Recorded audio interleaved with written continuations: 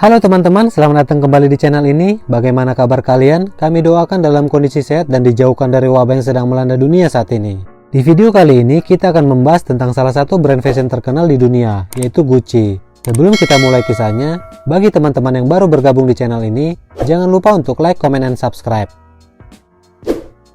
Seperti semua merek terkenal lainnya, kisah Gucci dimulai dengan visi pendirinya, yaitu Guccio Gucci. Gucci lahir pada tahun 1881 di sebuah keluarga pembuat barang-barang kulit di Florence, Italia.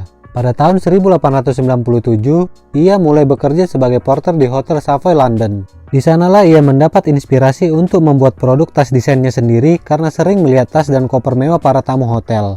Berbekal kemampuan membuat koper dan tas kulit dari sang ayah, Guccio Gucci memutuskan resign dari pekerjaannya di hotel dan kembali ke Italia untuk membangun kerajaan bisnisnya. Sekembalinya ke kampung halaman, tepatnya di tahun 1905, Guccio Gucci mencoba mendesain tas kulit untuk pertama kalinya, yang dibuat secara khusus bagi para penunggang kuda. Pada tahun 1921, Gucci dengan semangatnya untuk sukses mulai membangun sebuah butik kecil di Florence. Dalam 2 tahun pertama, Gucci berhasil menarik perhatian kalangan papan atas dengan banyaknya artis-artis yang mampir ke butik Gucci saat berkunjung di kota tersebut. Bahkan disebut-sebut butik milik Gucci justru menjadi pusat tas kulit mewah di daerah tersebut. Pada saat itu, Gucci memang sudah mematok harga mahal untuk produk-produk tas kulit miliknya, karena memang dibuat dari kulit buaya asli. 4 putra Gucci yaitu Aldo, Rodolfo, Ugo, dan Vasco bergabung dalam bisnis ayahnya. Sebenarnya, Aldo Gucci lah yang mendesain logo Double G yang sekarang menjadi merek ikonik Gucci. Pada saat itu, perkembangan bisnisnya sangat bagus, sehingga Gucci membuka butik lain di kota Roma. Selama tahun 1930-an, pasokan kulit terbatas karena embargo Liga Bangsa-Bangsa terhadap Italia. Gucci dipaksa untuk mengeksplorasi tekstil lain yang tersedia, yang mengarah pada penciptaan kanvas pola berlian interlocking Gucci yang ikonik. Produk ikonik lainnya lahir pada tahun 1947 ketika Gucci memperkenalkan tas bambu. Pengrajin Gucci menemukan bahwa mereka dapat menggunakan bambu Jepang untuk membuat pegangan tas yang unik. Dibuat dengan metode yang unik dan dipatenkan, gagang bambu yang mengkilap ini menjadi identik dengan merek tersebut. Pada tahun 1953, Guccio Gucci meninggal dunia. Warisan dan usaha bisnisnya dibagi kepada 3 putranya. Vasco mengambil alih operasi di Florence, sementara Rodolfo membuka butik lain di Milan, dan Aldo membuka butik Gucci pertama di luar Italia yaitu di New York. Tokoh selebriti Amerika Serikat seperti Jackie Kennedy hingga Elizabeth Taylor jatuh cinta dengan merek tersebut. Beberapa tahun berikutnya, keluarga Gucci membuka butik lain di Paris, London, dan Beverly Hills. Popularitas Gucci terus tumbuh sampai tahun 1960-an, dengan semakin banyaknya orang-orang dari kelas atas menjadi pelanggannya.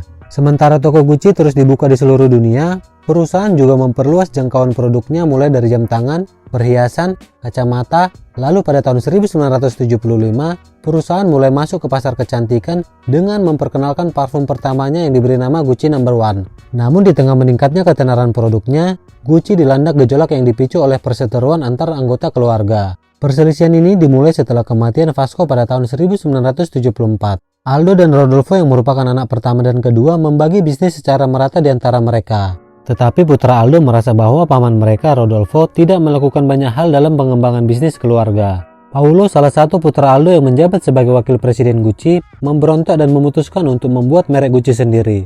Aldo yang jengkel pergi ke pengadilan melawan putranya dan mengancam pemasok untuk tidak bergabung dengan Paolo. Paolo yang marah lalu melaporkan ayahnya atas penggelapan pajak, yang akhirnya menyebabkan Aldo dipenjara. Sementara itu, Rodolfo meninggal dunia pada tahun 1983 dan Maurizio mewarisi bagiannya. Maurizio kemudian memulai upaya untuk mengambil alih seluruh bisnis Gucci. Seperti perkiraan para petinggi Gucci pada masa itu, Maurizio tidak membawa keberuntungan bagi perusahaan dan justru dinilai sebagai presiden yang tidak berhasil. Ia mendapatkan tekanan dari berbagai pihak untuk menjual perusahaan tersebut ke Investcorp, sebuah perusahaan di Bahrain. Dan akhirnya pada tahun 1993, ia terpaksa menjual seluruh sahamnya yang tersisa.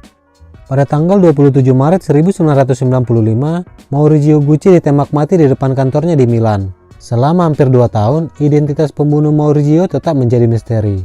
Sampai akhirnya terungkap bahwa mantan istrinya yaitu Patrizia Reggiani yang telah menyewa pembunuh bayaran untuk mengakhiri hidupnya. Patrizia Reggiani dijatuhi hukuman 29 tahun penjara, yang kemudian dikurangi 3 tahun. Namun Patrizia dibebaskan setelah menjalani hukuman 18 tahun pada tahun 2016. Pada periode tahun 1990-an, merek Gucci berhasil keluar dari ambang kebangkrutan. Tom Ford diangkat menjadi direktur kreatif Gucci pada tahun 1994. Tahun berikutnya, ia meluncurkan koleksi Gucci pertamanya dengan sukses besar. Dalam beberapa bulan, Gucci kembali memimpin pasar fashion dan aksesoris mewah kelas atas. Beberapa selebriti Hollywood mulai mengenakan gaunnya baik di dalam maupun di luar karpet merah. Pada tahun 2004, Tom Ford mempersembahkan koleksi terakhirnya untuk Gucci sebelum ia meninggalkan perusahaan. Setelahnya, jabatan direktur kreatif Gucci terus berganti hingga kini. Pada April 2021, menandai tonggak sejarah ke 100 tahun merek tersebut dan akan meluncurkan film dengan judul House of Gucci yang diperkirakan akan tayang perdana di bioskop pada 24 November 2021. Bagi teman-teman yang penasaran dengan kisahnya, kalian bisa tonton di bioskop kesayangan kalian. Baiklah teman-teman, sekian dulu video singkat kali ini. Terima kasih karena sudah menonton. Semoga informasi yang kami berikan dapat menambah wawasan teman-teman sekalian. Jika kalian menyukai video informatif seperti ini, dukung kami terus dengan cara like, comment, dan subscribe. Nyalakan juga loncengnya agar tidak ketinggalan informasi menarik lainnya. Stay healthy dan bye-bye!